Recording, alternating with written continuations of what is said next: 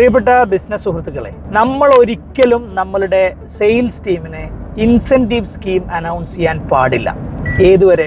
നമ്മൾ അനൗൺസ് ചെയ്യുമ്പോൾ ആ സ്കീമിൽ നമ്മൾ പറയുന്ന സമയത്ത് അവർക്ക് കൃത്യമായി ഇൻസെന്റീവ് കാൽക്കുലേറ്റ് ചെയ്ത് കൊടുക്കാൻ നമ്മളെ കൊണ്ട് കഴിയും എന്ന് പൂർണ്ണ ബോധ്യമുള്ളത് വരെ അനൗൺസ് ചെയ്യരുത്. ഞാൻ എന്താ ഇങ്ങനെ പറയാനുള്ള കാര്യം?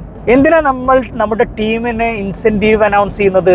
സെയിൽസ് കൂട്ടാനാണ്. ടീമിന്റെ മോട്ടിവേഷൻ, അവരെ മോട്ടിവേറ്റ് ചെയ്യാനാണ്. ടീമിന്റെ കോൺഫിഡൻസ് വർദ്ധിപ്പിക്കാനാണ്. ഇതിനൊക്കെ വേണ്ടി നമ്മൾ അനൗൺസ് ചെയ്യുന്ന ഒരു സ്കീം നമ്മളെ തന്നെ ബാക്ക് ഫയർ ചെയ്യും. എപ്പോൾ നിങ്ങൾ 2-3 മാസം ഡ്യൂ ആയി കഴിഞ്ഞ ഇൻസെന്റീവ് പലപ്പോഴും പല കമ്പനികളിലും കണ്ടുവരുന്ന ഒരു മോശം സിനാരിയോ ആണിത്. സ്റ്റാഫിന് ഇൻസെന്റീവ് കൊടുക്കൂല, ഇൻസെന്റീവ് അനൗൺസ് ചെയ്തിട്ടുണ്ടാവും, കൊടുക്കൂല സമയത്ത്.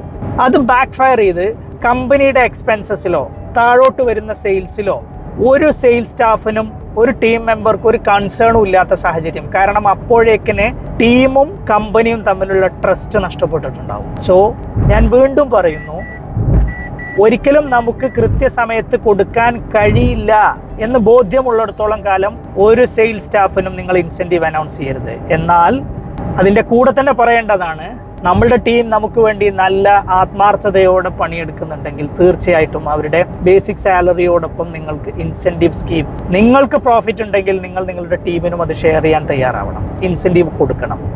പക്ഷെ നിങ്ങൾ വാക്ക് കൊടുക്കുകയാണെന്നുണ്ടെങ്കിൽ കൃത്യസമയത്ത് അത് പാലിക്കാൻ കൂടി കഴിയണം. അത് കഴിയില്ലെങ്കിൽ നിങ്ങൾ കൊടുത്ത വാക്ക് നിങ്ങൾക്ക് തന്നെ വിനയായി തീരും തീർച്ചയായും.